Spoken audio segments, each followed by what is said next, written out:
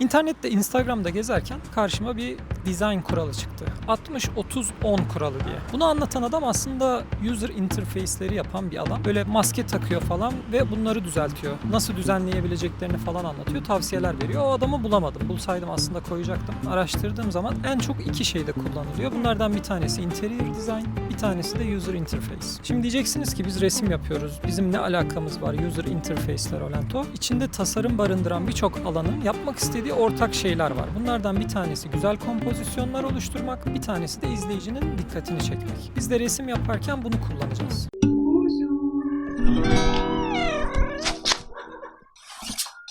Hem çizerlerin hem fotoğrafçıların uygulayabileceği bir şey. Şimdi bu çizmiş olduğum karede bence bunun için güzel bir örnek. Size kareden çıkıp anlatacağım, bakın çıkıyorum. Bu görmüş olduğunuz yerde mesela %60'lık olan kısım yeşil diyebiliriz. Çünkü arka planda ağaç var, yerde çimenler var. Yeşil renk bizim %60'lık dominant rengimiz. %30'luk kısım içinde bu heykelin büyük kısmının rengini söyleyebiliriz. Burada net gözüküyor, videoda tam çıkmıyor ama bu gagasında bulunan meyve ise bizim kroması ya da satürasyonu en yüksek olan rengimiz, yani kırmızı. Bu da bizim %10'luk kısmımız. Arka planın ve bu heykelin renkleri aslında ağzındaki o cismin parlamasını sağlıyor. Her ne kadar küçük olsa da. Aynı küçükle büyük arasında kontrast oluşturmak gibi burada da renkler arasındaki yüzde ile bir kontrast oluşturuyoruz. %60'ı daha nötr renkler seçerek o satürasyonu yüksek olan rengi patlatıyoruz. Açığa çıkarıyoruz.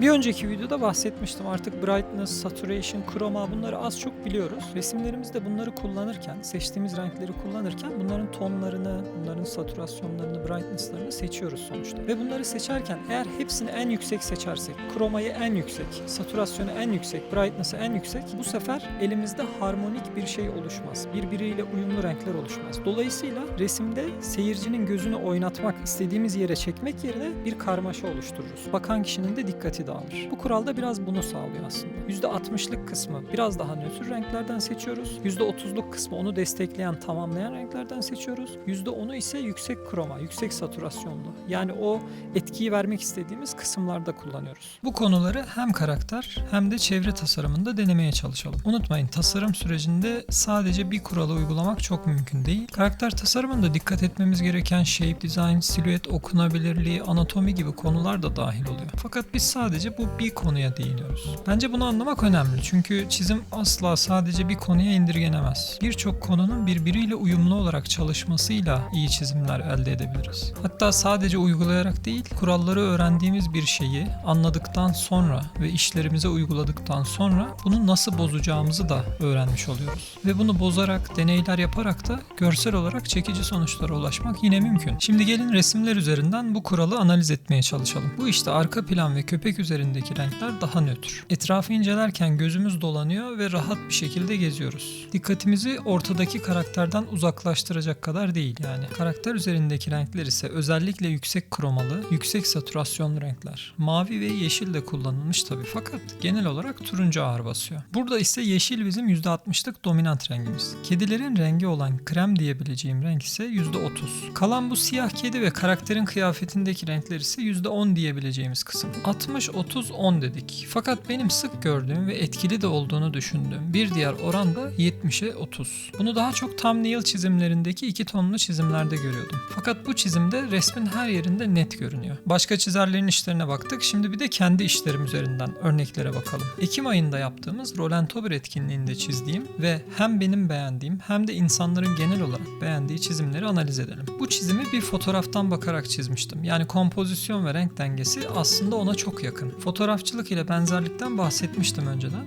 Burada da onu görüyoruz aslında. Yine 60-30-10 kuralı geçerli. Yani yine bir denge konusu. Ben bir resme baktım ve bu dizayn kuralını gördüm. Ama çizer bunu hiç düşünmeden de yapmış olabilir.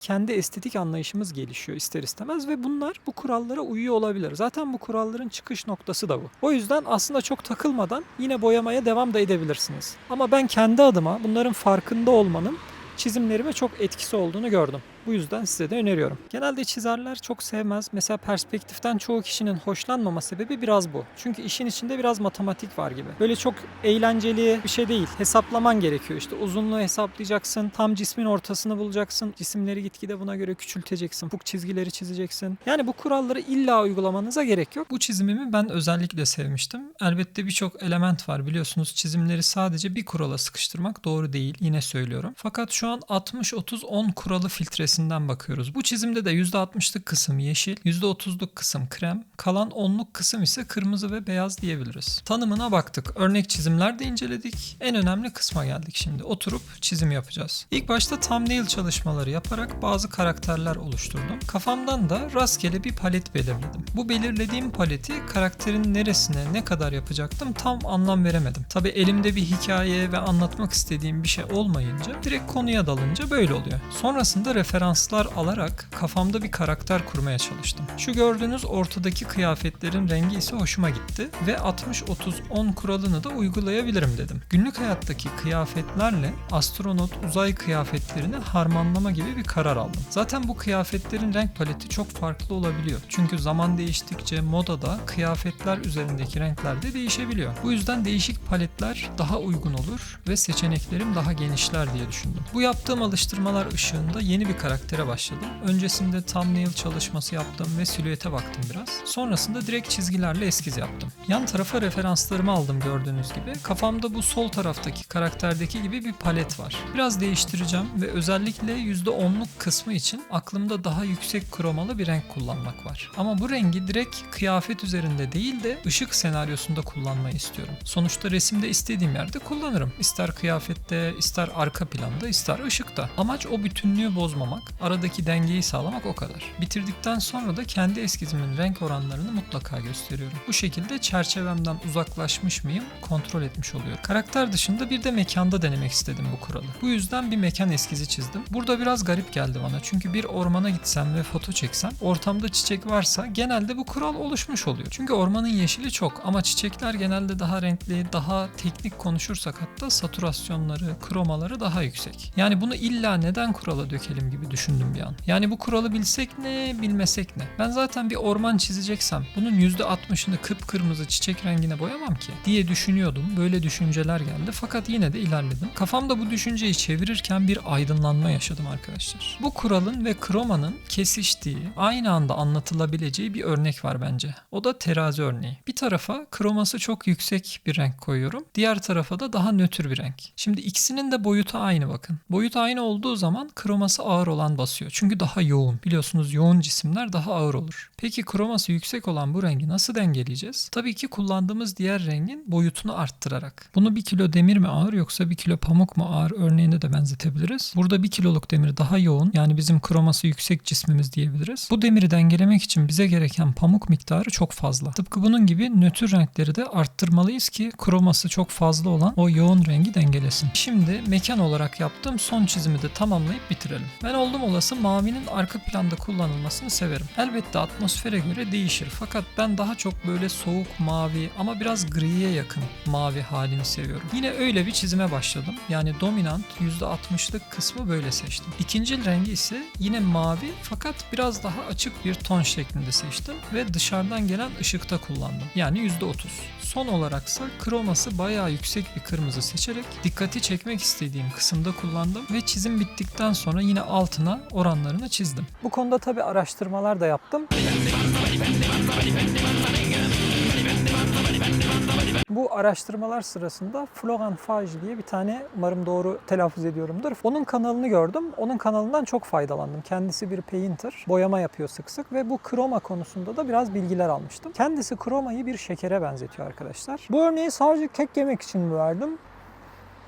Bu kroma dediğimiz şeyi bizim 60-30-10'luk dizayn kuralımızdaki 10'a da benzetebilirsiniz. Bu cupcake bizim resmimizi sembolize etsin ve bunun yapımında kullanılan şekere de kroma diyelim. Kullandığımız miktarı çok arttırırsak, mesela bir kek yapacağız ve kekin içine çikolata, jelibon, karamel, bir sürü tatlı şey koyarsak ne yapar? Tadını kaçırır. O yüzden ayarında kullanmak gerekiyor. Ben bu örneği çok sevdim o yüzden. Yani tatlı yaparken şekeri ne kadar miktarda kullandığın önemliyse aynı bu şekilde resmi yaparken de kullandığın saturasyon, kroma ve renklerin oranlarının çok önemi var.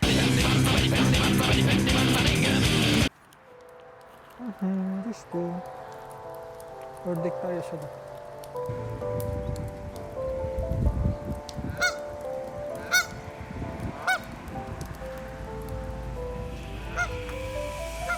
Fellow armsmen, I ask you, will you follow me tonight to break their spine and reclaim what once was mine?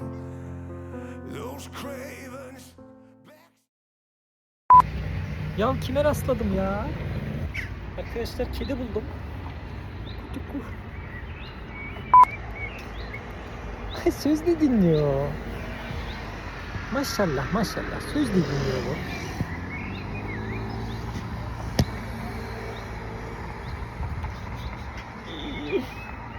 Sen kesin ev kedisisin sen. Hı.